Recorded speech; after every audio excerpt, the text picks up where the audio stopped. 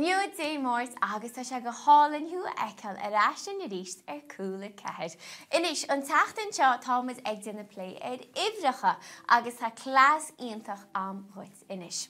Maidir le táblaí in lí. Mar sin, fang bheice tú seo. Aber mar hampla go bhfuil ní fádó ad. Cuireadh síos an dár a bhéid. Agus an sin, tá hían an seo, seasin sin go dé, agus tá hían, 2, 3, 4, 5, 6, 7, 8. Mar an hían sin 10 agus 8, mar sin an freagar tá ein na 8 déag. Bána mu tríal as ceann eile. 3, 9, 4, 3.